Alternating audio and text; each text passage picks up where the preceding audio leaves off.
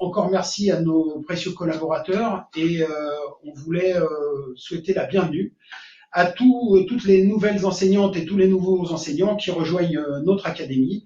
Et faites-vous connaître si vous avez des velléités et une envie de travailler à nos côtés sur des sujets qui sont affichés par ailleurs sur le site académique. Voilà, allez, je passe la parole à mes collègues. Merci Didier. Alors dans notre ordre du jour, alors assez dense, mais vous le verrez, voilà, comme Didier le disait, on va se tenir à un temps d'1 heure avec notamment des échanges via le chat, comme on vous l'a suggéré en début de visio. Un petit point de calendrier sans rentrer dans les détails, on a tenu également à vous donner quelques éléments de visibilité sur l'ensemble de l'année avec ce calendrier que vous avez dû recevoir sur vos boîtes académiques et qui est également disponible sur le Pearl Trees. Vous avez l'adresse qui est sur cette diapositive ainsi que le QR code, mais on reviendra sur ces outils de communication un peu plus loin. N'hésitez pas à consulter notamment l'espace Pearl Trees régulièrement. Si le calendrier est amené à évoluer, nous le mettrons directement à jour et on essaye d'éviter de surcharger les boîtes mail quand il y a des informations évolutives là-dessus. On a tenu également cette année, alors vous serez indulgents par rapport à nos qualités, non pas d'acteurs, mais en tout cas de présentateurs au sein de ces capsules. On expérimente avec vous un nouveau format également pour enrichir notre lettre de rentrée. Alors on s'est collé au jeu de la capsule vidéo. Et vous avez donc 7 capsules vidéo qui sont d'ores et déjà disponibles sur la chaîne YouTube EPS Montpellier. Il y a une playlist lettres de rentrée. Vous pourrez retrouver donc une capsule vidéo concernant la formation continue. Alors à chaque fois, on a visé un format court de 3 minutes, 3-4 minutes au maximum sur les capsules. La formation continue, une capsule sur les examens, évidemment essentielle. On reviendra sur quelques éléments saillants aujourd'hui sur cette visio, mais capsule essentielle pour les enseignants de lycée, une capsule sur les APPN, avec un zoom notamment sur les APPN à environnement spécifique, une capsule sur les sections sportives scolaires et le concours de nos CTIA et chargés de mission, une capsule sur Génération 2024, une sur les contractuels et une sur l'école inclusive. Alors, on vous invite évidemment à les consulter. Là, sur cette visio, on a souhaité mettre l'accent sur quelques éléments, mais qui sont parfaitement complémentaires, en tout cas on l'espère, avec ces informations que vous pourrez et que vous pouvez retrouver déjà sur la chaîne YouTube. Un élément concernant notre rentrée qui est lié à IPAC EPS, on en profite, Didier l'a déjà mentionné tout à l'heure, mais pour remercier Marina Merter qui est cachée derrière l'adresse ipaceps@ac-montpellier.fr, donc une enseignante qui évidemment essaye au mieux de répondre à vos besoins et à vos difficultés techniques éventuelles. N'hésitez pas, au travers de cette adresse, plutôt que de rester bloqué sur un point inutilement, à la solliciter sur cette adresse. On a fixé donc une date butoir au 13 octobre 2023 concernant les informations essentielles, c'est-à-dire le dépôt des référentiels d'évaluation concernant le lycée, la saisie des protocoles d'évaluation, et on y reviendra avec Christine tout à l'heure sur le dossier examen, la saisie des protocoles d'évaluation et éventuellement la demande d'ouverture de sections sportives scolaires. Il y a un vrai pas en avant cette année, vous le verrez sur le dossier examen, un vrai pas en avant cette année dans l'articulation entre IPAC EPS et la plateforme sur laquelle vous aurez à saisir les notes concernant le certificatif. On y revient, mais on va donc maintenant cesser l'utilisation au plan national de PSNet. On y revient tout à l'heure. La visio, le webinaire qui a été réalisé sur l'IPAC EPS par Fabrice Bruchon et Franck Sacco, les développeurs de l'application, ont donc réalisé une visio à votre destination. L'enregistrement est disponible. Vous avez reçu un email également à ce sujet. Et Fabrice Bruchon et Franck Sacco mettent également des créneaux, alors dits de SAV, à disposition. Vous en avez les indications sur cette diapositive et vous les retrouvez également sur le site ipac-eps-ac-créteil.fr. Voilà, jeudi, vendredi, même tous les jours de la semaine, jusqu'au 13 octobre, de 11h à 13h. Vous pouvez vous connecter à tout moment sur ces créneaux-là pour avoir une explication ou une précision par rapport aux difficultés éventuelles que vous pourriez rencontrer. Sur IPAC EPS, et sans nous attarder trop sur ce sujet-là, vous avez donc un ensemble d'informations qui concourent au pilotage académique de notre côté et également au pilotage de l'établissement. Donc IPAC EPS est une application utilisée dans plus de 12 académies, 13 je crois maintenant cette rentrée, et une 14e également va emboîter le pas.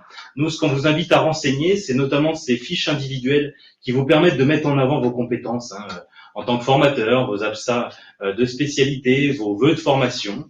On y reviendra également quand on abordera la formation continue. Vos vœux éventuellement si vous souhaitez être jury de concours. Donc cette fiche individuelle est réellement là pour nous faire part de vos rôles dans l'établissement et de ce à quoi vous pouvez aspirer. N'hésitez pas évidemment à la renseigner. Sur les équipements sportifs, ça vous permet d'avoir une visibilité locale sur les installations sportives, éventuellement les créneaux disponibles. Alors là aussi, on en fait une préconisation. Prenez-le évidemment comme ça sur les équipements, puisque toutes les saisies qui sont réalisées par rapport à vos emplois du temps sur IPAC permettent notamment cette mutualisation et d'essayer d'identifier quand il y a des points de tension, et on le sait, dans certains contextes académiques, c'est parfois difficile au niveau des créneaux d'installation sportive. Tout ça est voué à créer de l'articulation et du lien entre les différents acteurs. Concernant les protocoles d'évaluation, on y revient tout à l'heure. On insiste sur un point, les vœux de formation. Alors maintenant, pour 2024-2025, vous pouvez à tout moment pendant l'année saisir ces vœux de formation afin que nous puissions ajuster le programme académique de formation. Et vous le verrez, on s'est réellement appuyé sur ce que vous avez pu renseigner sur cette plateforme pour ajuster notre proposition. L'enquête natation est également essentielle en fin d'année pour permettre là aussi un pilotage réellement au niveau de l'établissement, puisque vous avez l'ensemble des chiffres auxquels nous avons nous aussi accès, qui vous permettent de voir comment placer les meilleures conditions possibles pour permettre la réussite et la validation de la SNS. Parfois des dédoublements sont nécessaires, parfois des groupes plus réduits évidemment sont nécessaires. Et à l'appui de ces chiffres au niveau académique, au niveau départemental, au niveau des bassins, vous pouvez avoir aussi des éléments d'argumentation auprès de vos chefs d'établissement, puisque vous avez cette visibilité d'ensemble. Et enfin, le module certificatif, qui est un module clé, évidemment, pour les enseignants de lycée, et c'est ce que nous aborderons avec quelques éléments très importants tout à l'heure.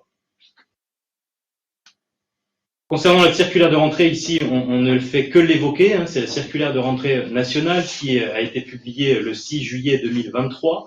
On vous a mis ici cette version dite interactive, en flashant le petit QR code que vous avez ici ou le lien hypertexte qui est en bas de la diapositive.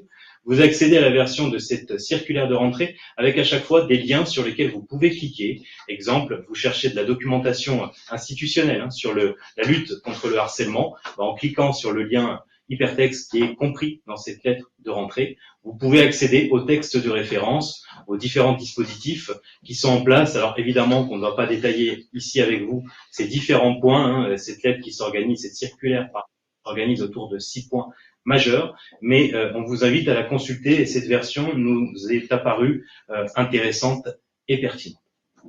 Peut-être un mot, Didier, sur les axes académiques en EPS. Oui, bien entendu. Alors, donc on a choisi de refaire peut-être une redite et en tout cas quelques explications supplémentaires, ne serait-ce que pour les nouvelles et les nouveaux arrivants.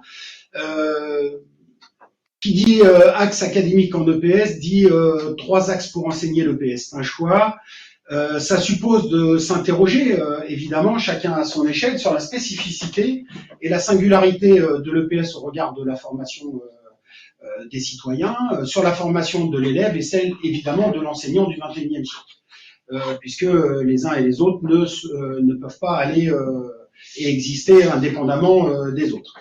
Alors, pour autant, deux petites choses dans l'encadré du bas, ça fait référence à la loi de refondation sur l'école, qui dit que le service public de l'éducation veille à l'inclusion scolaire de tous les enfants, sans aucune distinction, et ça renforce évidemment la loi du 11 février 2005 sur l'égalité des droits et des chances, la participation et la citoyenneté des personnes handicapées.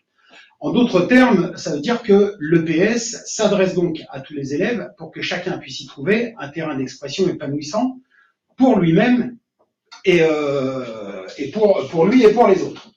Alors ça veut dire quoi aussi? Ça veut dire qu'il faut se poser la question de l'intérêt de la formation de nos élèves au XXIe siècle. On a besoin au XXIe siècle de permettre à tous et de faire appel aux intelligences multiples pour que chacune et chacun puisse réussir. Alors, dans un premier temps, on a une EPS réussie, coopérative et inclusive. Qu'est-ce qu'une EPS réussie? Donc, je le disais, une EPS au XXIe siècle, c'est une EPS qui va être multidimensionnelle. Elle est motrice, certes, mais elle va être aussi méthodologique. Elle va être sociale par les interactions qu'elle va développer et favoriser lors des cours. C'est bien au travers du parcours de formation de l'élève, d'ailleurs, que ce tressage multidimensionnel est une mise en œuvre d'un enseignement complexe. Complexe, ça vient de complexus en latin, qui veut dire tisser ensemble. Donc, on est bien là sur un tissage à la fois des ressources, mais des ressources motrices, méthodologiques, sociales et bien d'autres également. Et donc, c'est en confrontant évidemment nos élèves à ces situations complexes qu'il s'habituera à traiter pour sa vie future nécessaire au XXIe siècle, l'incertitude que la société du XXIe siècle génère. Et donc, bien évidemment, l'EPS doit absolument tenir compte de son rôle sur ce plan éducatif. Et c'est ça dont on parlera en tant que EPS réussie. Donc, elle est à la fois réussie parce qu'elle permet la réussite des élèves, mais elle est réussie dans la mesure où elle combine un certain nombre de choses et qu'elle permet aussi aux enseignants de mesurer ce qu'ils ont réussi à faire et de pouvoir s'ajuster. Alors, ensuite, une EPS coopérative, à quelles conditions? Je parlais précédemment des interactions sociales, qui, on le sait, avec les travaux des chercheurs, et depuis quand même un certain nombre d'années, puisque Vygotsky, c'est quand même les années 30, qui dit qu'il n'y a d'acquisition cognitive que dans l'interaction sociale. Et bien évidemment, ces interactions qui sont à faciliter et à développer dans les cours d'EPS vont permettre la construction et l'acquisition des compétences qui vont être elles-mêmes vectrices d'insertion positive et de bien-être. Donc, il faut qu'on arrive à pouvoir permettre dans les cours à nos élèves, dans les organisations pédagogiques qu'on met en place, de partager des points de vue différents qui vont aider à construire différentes dimensions éducatives qui vont permettre justement d'acquérir des connaissances opérationnelles pour l'élève dans différents aspects éducatifs. Alors, enfin, ce qu'on cherche évidemment ici, c'est de développer chez les élèves la coopération et la communication. On peut remettre évidemment, je ne le ferai pas pour perdre de temps, mais vous le savez très bien, en tout cas pour les collégiens, les relations avec le socle commun de connaissances, de compétences et de culture. Alors, dernier point là-dessus, une EPS inclusive, projet politique sociétal. En effet, une société inclusive est une société pour tous et pour chacun. Et donc, par conséquent, une école inclusive est une école pour tous et pour chacun. Et par conséquent, une EPS inclusive, c'est une EPS pour tous et pour chacun. Et c'est pour ça que on essaye de faire en sorte que, justement, l'EPS joue et tienne son rôle absolument fondamental dans le concert de la formation des élèves qui nous sont confiés. Voilà. Donc là-dessus, il est clair qu'il va y avoir une démarche à privilégier, qui sera certainement pas une démarche de la part de l'enseignant, une démarche de modèle à imiter, mais bien plus dans une EPS inclusive, une inscription dans l'écoute, dans l'aide, dans l'accompagnement de l'apprentissage, la bienveillance, mais aussi les exigences nécessaires au progrès de tous et pas, comme je le disais, des modèles à imiter. Voilà.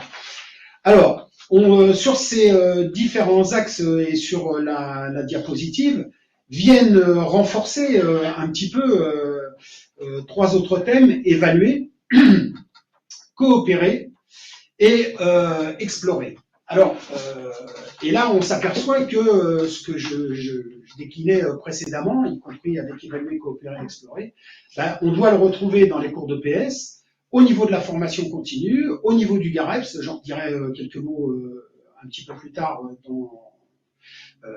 dans la visio, et puis évidemment qui impacte la réflexion sur les cercles académiques.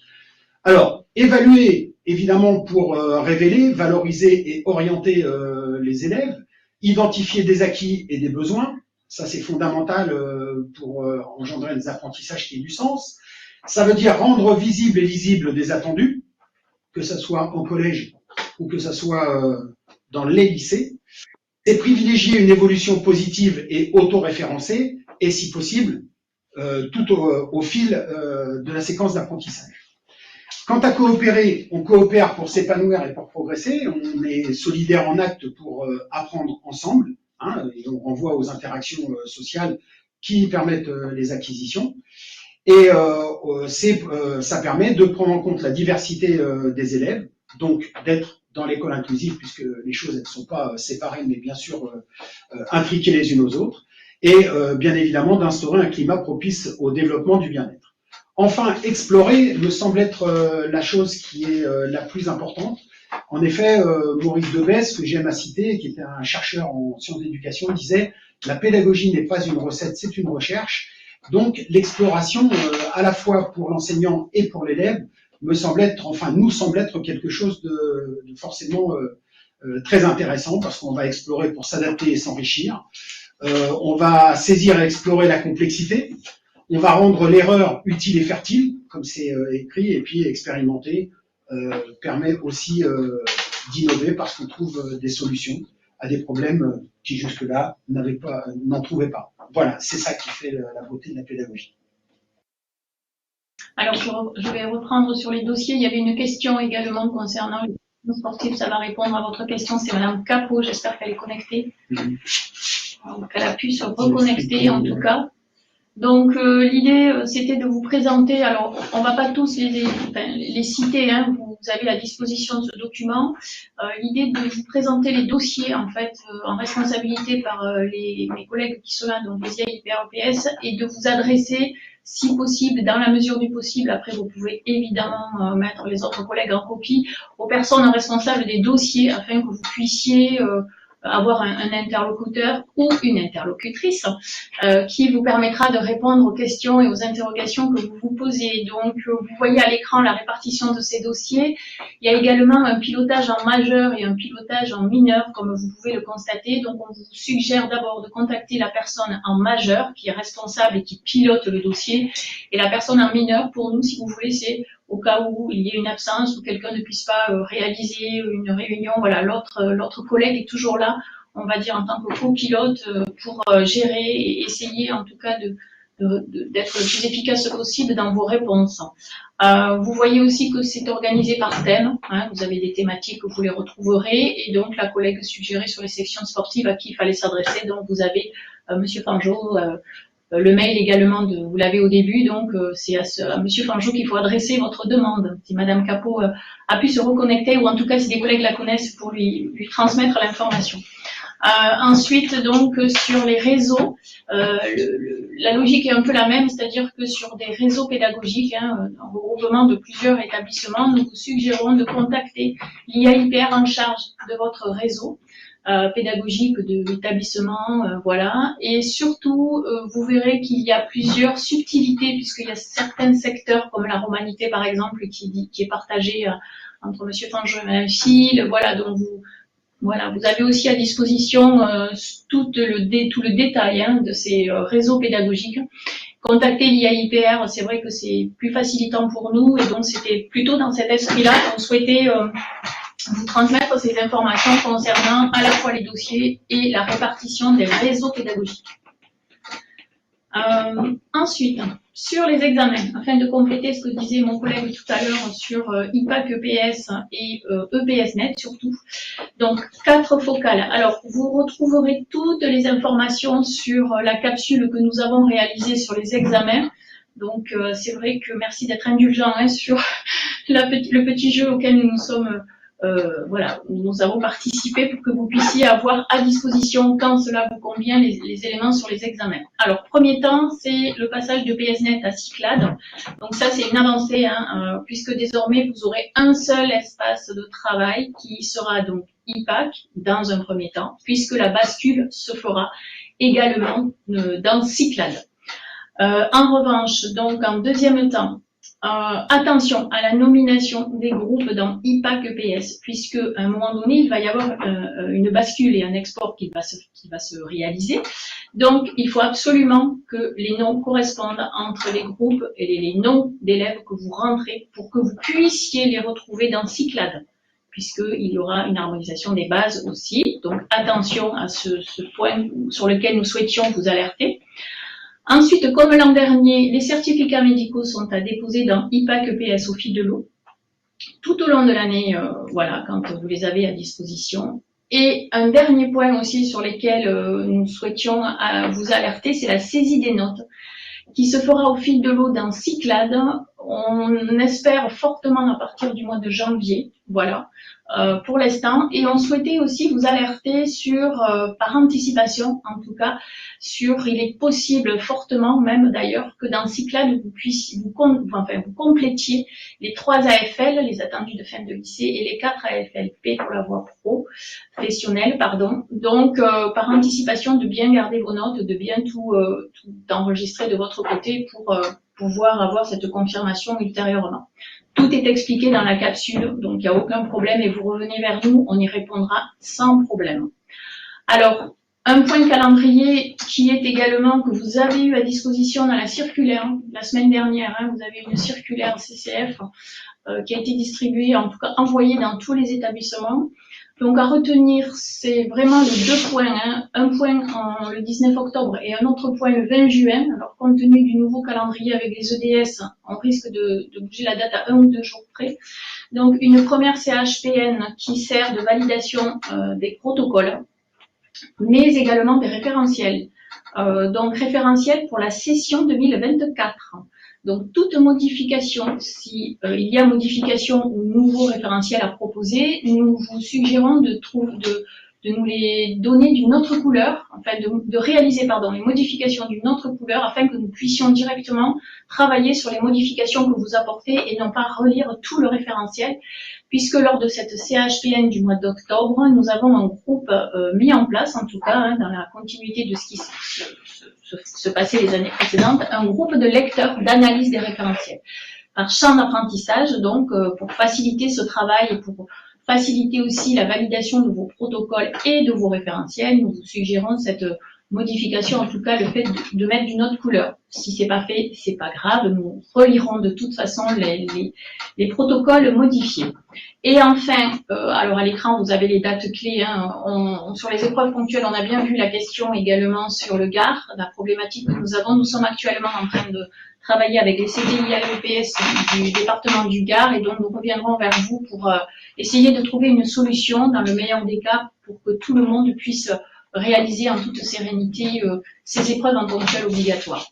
Et enfin, le dernier temps, c'est la CHPN du mois de juin, qui est plutôt une harmonisation des notes, validation donc de proposition et d'harmonisation des notes, avec l'analyse des référentiels, qui va aussi reprendre, mais là, on sera plutôt sur une analyse des référentiels pour la session 2025.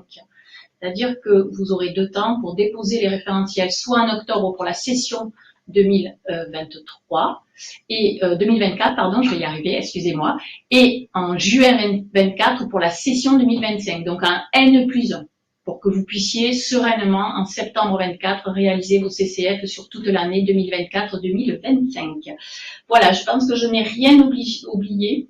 De mon côté, vous avez aussi des outils qui vont être donnés et à voir sur le site sur l'aide à la construction des référentiels, les textes réglementaires, voilà, tout ce qui est possible sur les examens. Et surtout, tout est indiqué dans notre superbe capsule, Monsieur Thomas Doller, que nous avons réalisée et on reste bien évidemment à votre écoute et disposition pour toutes questions concernant les examens. Voilà. Merci beaucoup Christine. Bon, une année de transition, on le voit sur cette articulation IPAC-Cyclades avec la fin de la double saisie. On n'est pas à l'abri encore de quelques difficultés techniques, c'est sur le plan national que ça se passe, mais en tout cas, cela devrait alléger grandement le travail. De votre côté également, d'une autre. La date limite, hein, dans le chat, j'en profite pour remplir les groupes sur IPAC. Hein, on est, voilà, Christine est déjà en train de répondre. On est sur le 13 octobre. En effet, sachant que quand nous ouvrirons Cyclade, le but c'est que vos groupes et donc l'ensemble des protocoles et vos groupes basculent directement sur Cyclade. D'où l'importance de cette nomination du groupe, qu'il soit nommé comme votre logiciel de vie scolaire. Mais Christine l'a déjà dit, je reviens pas dessus, et vous consultez la capsule vidéo où vous nous questionnez en cas de besoin. Concernant la formation continue, un petit mot sur la formation continue. Alors un programme de formation qui a été ajusté à vos vœux, hein, donc on s'est appuyé sur les remontées que nous avions au travers d'IPAC EPS pour mettre en place des dispositifs supplémentaires ou en remplacer d'autres qui avaient peut-être moins d'audience, et donc nous avons réussi à mettre en place l'ensemble de ces dispositifs sur les 5 champs d'apprentissage, en tout cas c'est l'intention. Également d'autres dispositifs sur l'analyse de la motricité, le numérique au service d'apprentissage, un zoom sur les APPN et un zoom sur le processus de création artistique, la démarche de création artistique. Vous êtes inscrit pour cela sur Gaïa. Alors on est sur une année où nous devons aller vers une forme d'hybridation des dispositifs. Ça veut dire que le temps de présentiel, qui sera toujours existant pour l'ensemble des dispositifs, sera quand même cumulé ou associé à un temps en amont ou en aval, afin, et vous avez dû entendre notre ministre de l'Éducation nationale, également notre président de la République, afin de limiter l'impact sur le temps de face-à-face pédagogique. Alors, nous travaillons évidemment avec le concours de l'ensemble des formateurs que Didier a mentionné tout à l'heure, et on les remercie pour leur travail. On réfléchit évidemment à cet ajustement, là aussi, du programme académique de formation, et ces choses sur lesquelles nous avons dû réguler ce qui était prévu entre le 1er septembre et ce que nous allons pouvoir mettre en œuvre cette année.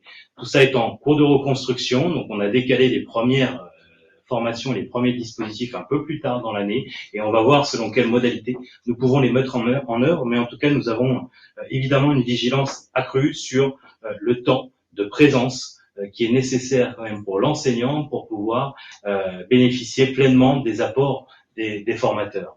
On pense aux activités liées à la sécurité, mais pas que. On le sait très bien que tant qu'on ne vit pas la situation, tant qu'on n'est pas dans le dedans de l'EPS, que ce soit pour l'enseignant ou pour l'élève, c'est évidemment peu perceptible. Alors on a à cœur évidemment d'arriver à maintenir ça dans le cadre dans lequel nous devons évidemment nous inscrire. Vous avez des informations sur la formation continue, sur la capsule. Je ne sais pas si on a été aussi bon avec Didier que toi, Christine, mais en tout cas, on a fait de notre mieux sur la capsule vidéo concernant la formation continue. Et on a fait également un appel à candidature, et on remercie les enseignants qui se sont signifiés au travers de l'appel à candidature pour intégrer nos cercles académiques. On va revenir vers vous très prochainement afin de vous permettre, évidemment, d'intégrer ces collectifs. Dans la continuité sur la formation continue, un petit zoom, Didier, sur le GAREPS. Oui, juste un petit mot pour compléter et sur les cercles. Sur le CA5, je fais juste une petite incise concernant ma chapelle évidemment laïque, c'est clair. Voilà, on est passé d'une préoccupation du yoga et du step à une préoccupation du chant 5 dans son entier. Donc n'hésitez pas à vous manifester, plus on sera, mieux ce sera pour nourrir les réflexions et pour pouvoir démarrer ce chant. Voilà. Merci Johan. Alors donc je parle du GAREPS qu'on ne présente plus sauf aux nouvelles et aux nouveaux. Le groupe académique de réflexion sur l'enseignement de l'EPS, c'est un groupe que j'ai le privilège, le grand plaisir de piloter avec Laurent Lecomte, qui est le copilote, qui est un professeur de PS agrégé qui est à Rostand, collège Rostand de Nîmes, voilà, fidèle parmi les fidèles. Le GAREPS, c'est un groupe de 20 personnes, et vous constaterez 13 enseignantes et 7 enseignants, et je le souligne parce que grande est ma joie d'avoir, je dirais, dans ce groupe une majorité de femmes qui viennent travailler là. C'est pas toujours très évident, mais en tout cas, ça nous réjouit tous. Voilà. Et ce groupe a la vocation de produire des ressources à destination des enseignants. Voilà, c'est ça l'idée, et le travail que nous fournissons, c'est sur l'approche de l'enseignement par compétences, dans le cadre d'apprentissage complexe. Et non seulement vous avez des productions qui sont disponibles sur le site EPS de Montpellier, et j'en profite pour dire que dans ces productions, vous avez des vidéos sur les élèves, sur les interactions qu'ils mènent entre eux, sur les interactions avec les enseignants, qui vous permettent de comprendre et de voir quels sont les progrès qui sont effectués.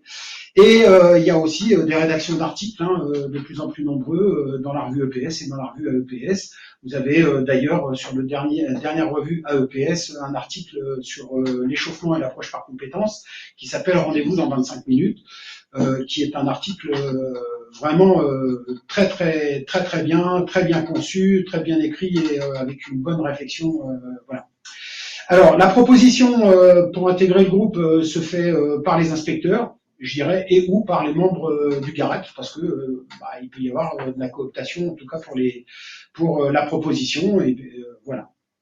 Et le travail du GAREP, c'est bien évidemment en lien avec les axes académiques d'enseignement de l'EPS que j'ai précisé précédemment, parce que on n'y échappe pas, comme les cercles d'études, parce que pour nous déjà et d'une, c'est que l'évaluation sert à déterminer les contenus de l'enseignement. L'exploration constitue le principal de l'action des enseignants. Voilà. Et on organise un séminaire académique, pratiquement tous les ans. On est resté peut-être pendant la période du Covid à pas pouvoir le faire, mais ces 2 dernières années, on a eu 280 personnes en 2022. 3 ateliers ont été proposés, donc 2 suivis par les enseignants et il y avait des conférenciers. Celui de l'année dernière a rencontré un très vif succès. On en était super heureux. Évidemment pour nous, parce que c'est aussi l'évaluation du travail. Moi, je l'étais extrêmement fier pour tous les membres du GAREP, ils le savent. Et on a eu 217 personnes avec une performance de la part des membres du GAREP absolument colossale, puisqu'il y avait 8 ateliers. 4 ont été suivis par chaque participant. Et 4 ateliers suivis, ça veut dire que le même groupe de présentateurs a fait 4 fois la prestation pendant la journée. Je vais vous dire que ils n'ont pas dû se coucher tard. Mais en tout cas, on était très contents de l'impact que ça a pu avoir. Voilà. Merci en tout cas à tous mes 20 collaborateurs là, que je suis toujours très content de pouvoir retrouver. Chacune et chacun d'entre vous peut faire partie du GAREPS. Manifestez-vous. Il y a une petite question dans le chat à laquelle tu pourras répondre justement pour candidater, mais tu en as déjà un petit peu parlé. Voilà. Ouais. Un petit zoom également sur le groupe NUM EPS, mais on ne va pas développer ici. C'était juste pour vous faire mention dès à présent du prochain flash numérique EPS, la saison 3, avec un rendez-vous donc le 19 octobre. Le but, c'est toujours la même chose, en 1 heure, de vous présenter à l'appui de présentateurs qui viennent de partout, et on l'espère qu'ils viennent aussi de plus en plus de l'Académie de Montpellier. Et je salue l'ensemble de la vingtaine d'enseignants qui est dans ce groupe numérique EPS pour leur dynamisme également. Et donc de vous présenter 1, 2 ressources et un usage pédagogique de ce numérique que l'on essaie de rendre éducatif. Alors vous avez le lien d'inscription, il y a le teaser qui est en ligne depuis ce matin. N'hésitez pas à nous rejoindre pour partager un petit temps d'échange sur le numérique éducatif. Et vous retrouvez pas mal d'autres choses, la lettre également trimestrielle d'information sur tout cela. Alors, bonjour à tous, c'est un plaisir de vous retrouver. On va poursuivre sur les associations sportives, qui est une vraie spécificité culturelle française que l'on doit cultiver. Et un certain nombre d'entre vous, en début d'année, nous ont questionné.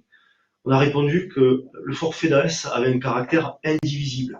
Que l'on soit titulaire, TZR ou contractuel, le forfait est de 3 heures. Et que l'on soit en temps complet ou à temps partiel, le forfait est également de 3 heures. Donc ça, c'est un élément qui est extrêmement important que vous pouvez faire valoir au chef d'établissement. Les associations sportives, c'est 47 000 élèves dans l'académie sur les 214 000 dans le secondaire. Autrement dit, 22% des élèves qui ont adhéré. 17% de filles contre 27% de garçons. Là, on voit qu'il y a un gap et un axe de progrès pour permettre à plus de filles de prendre part à l'association sportive scolaire. Alors 3 pistes pour abonder sur la réflexion et maintenir ou améliorer ce taux d'adhésion. D'abord, on peut chercher à varier l'offre de formation pour s'adresser à tous les publics. On peut également envisager de varier les formes de pratique, c'est-à-dire que on peut essayer de sortir de la forme compétitive pour aller davantage vers une forme de loisir. Et c'est là notamment qu'en lycée, on peut explorer le champ d'apprentissage numéro 5. Et enfin, une autre piste, c'est étaler les créneaux sur la semaine. Alors, en sanctuarisant le mercredi après-midi, mais également en variant sur des temps méridiens ou des temps de fin d'après-midi. Un élément rapide sur les temps forts de l'année au niveau des compétitions.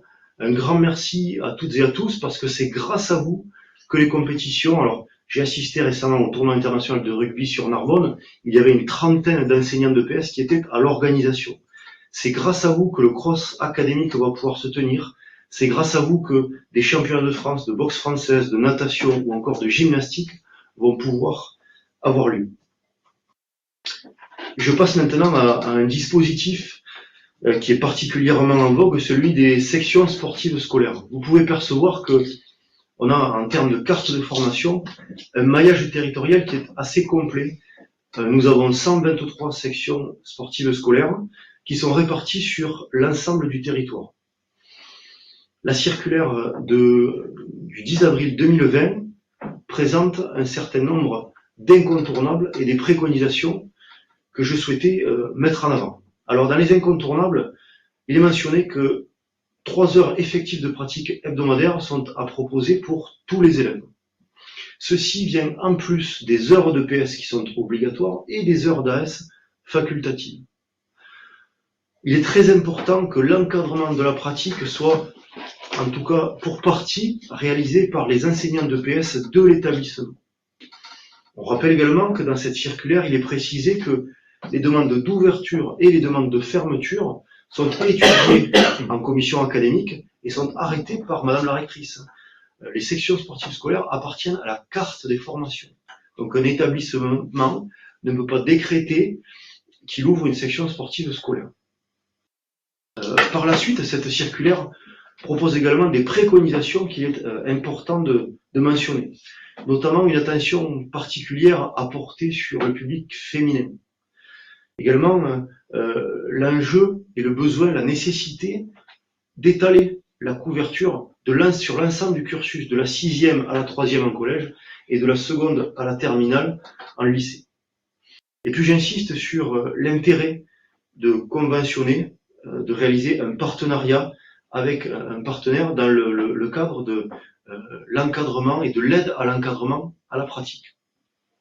Alors en effet, pour assurer la pérennité d'une section sportive, on a besoin de l'ensemble de la communauté éducative. C'est un vrai marqueur identitaire, une section sportive, qui est bien souvent portée par un professeur coordonnateur à qui on va inviter à faire un dépôt de projet sur IPAC, un dépôt de projet en début d'année et un dépôt de bilan en fin d'année. L'enjeu, c'est de contractualiser le fonctionnement, l'organisation d'une section, aussi bien sur les horaires que sur les encadrants ou encore sur les heures qui sont prélevées sur les moyens propres de l'établissement. Ça permet également de contractualiser l'engagement d'un partenaire qui, rappelons-le, est important de mettre en avant des encadrants diplômés d'un DE ou d'un brevet d'État.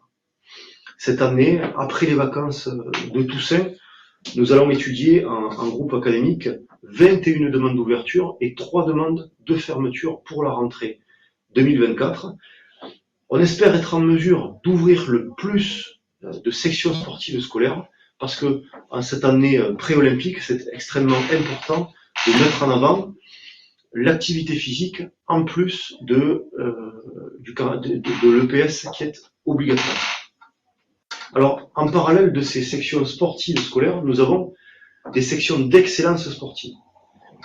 Les élèves qui sont impliqués dans ces sections d'excellence sportive sont pour l'instant au nombre de 200. Ils sont répartis dans 11 sections d'excellence sur l'ensemble du territoire. L'enjeu, c'est qu'ils sont entre des élèves de section sportive scolaire qui ont envie de pratiquer une activité en plus et des élèves dits élèves sportifs de haut niveau qui sont listés sur un portail, le portail PSQS. Alors ces élèves-là, eh bien, ils sont situés dans un sas d'accession. L'enjeu, c'est de leur faciliter la scolarité grâce à des aménagements pour leur permettre eh bien, de réaliser un double cursus. J'en ai terminé avec les sections d'excellence sportive. Alors, comme le disait mon collègue également, nous ne pouvons pas oublier cette année olympique et paralympique qui arrive, puisque donc nous avons Paris 2024 en ligne de mire, et très rapidement, puisque il y a aussi une capsule qui a été réalisée sur Génération 2024, je vais être rapide également, dans le contexte donc des JOP de 2024, mais qui se prépare pas maintenant, parce qu'au niveau national, ce projet existe depuis 2018, avec un délégué ministériel, et s'organise dans les académies, donc depuis 2018, avec un référent G24 ou une référente, comme cette année, donc Génération 2024, où il s'agit de s'inscrire vraiment dans une dynamique académique, de construire des passerelles avec le monde sportif, de participer à la construction d'un parcours de formation de l'élève de maternelle jusqu'au lycée, voire l'université.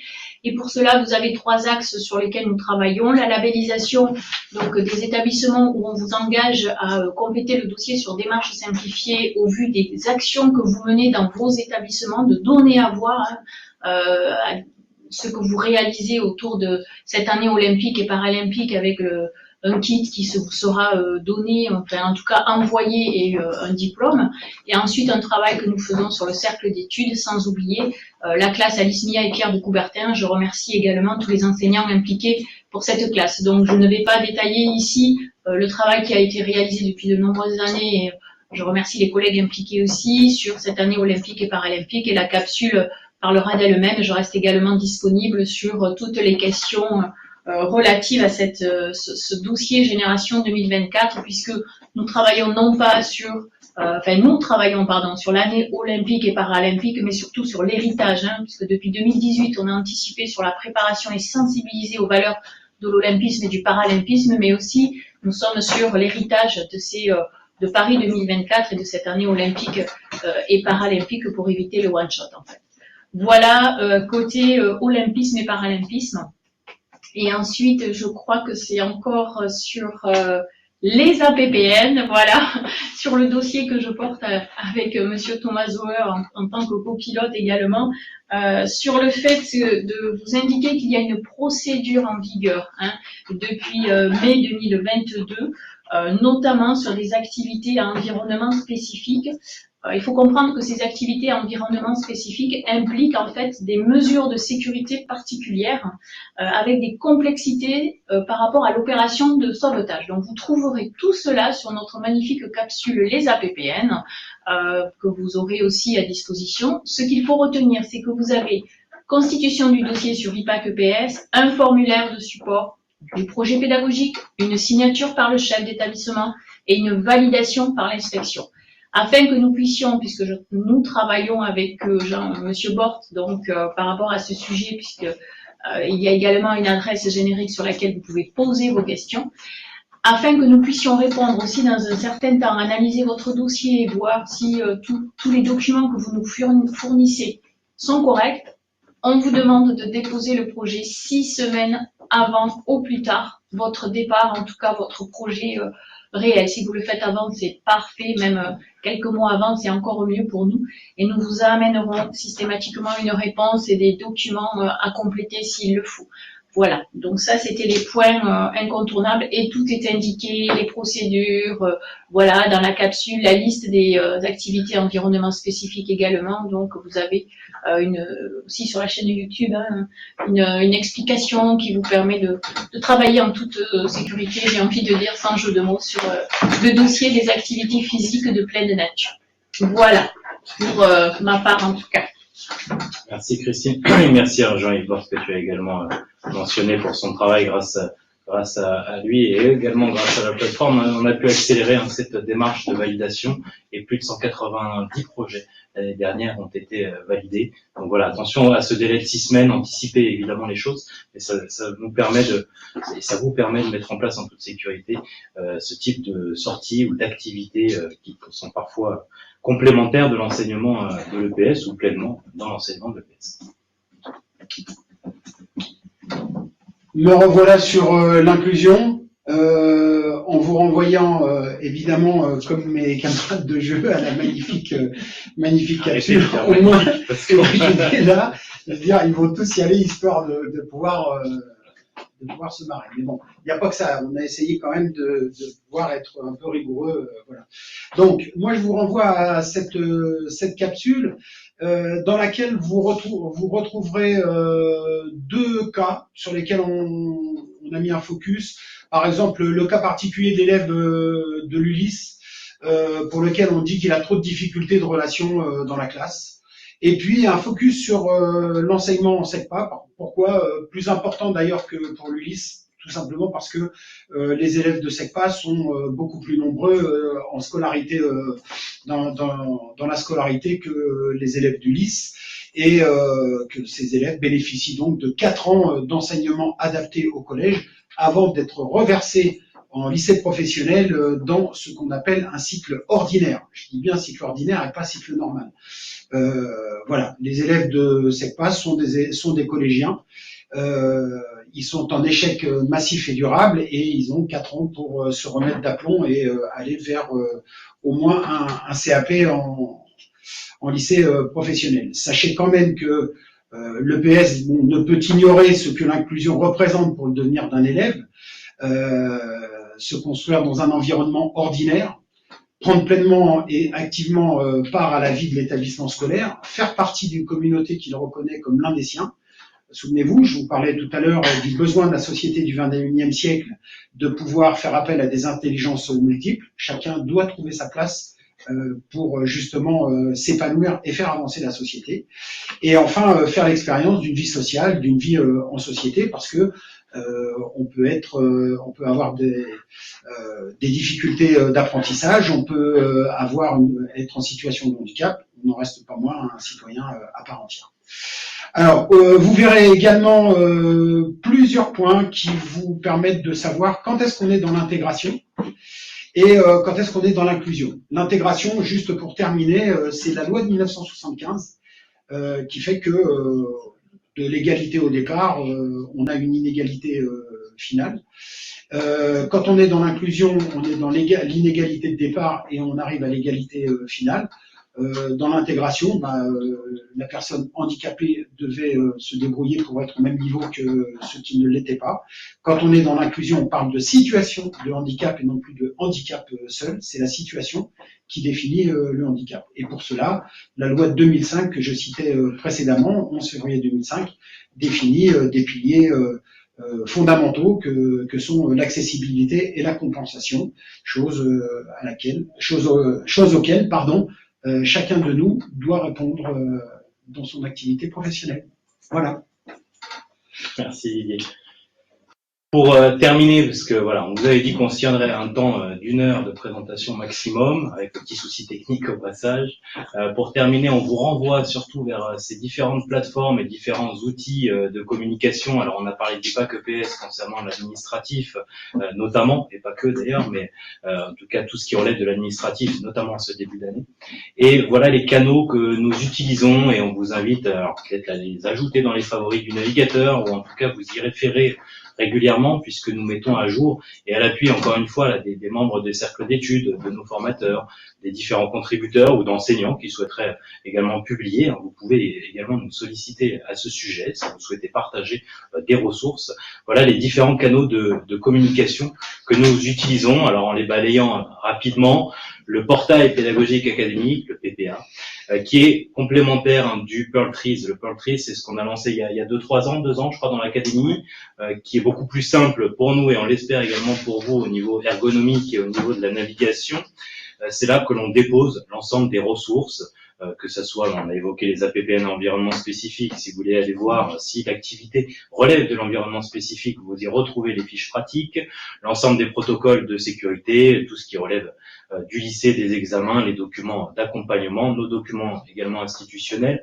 Nous mettons tout ça à disposition sur le Pearl Trees. Donc vous avez le petit QR code qui vous permet d'y accéder et les liens. Évidemment, on vous enverra ce support, hein, celui que nous diffusons là.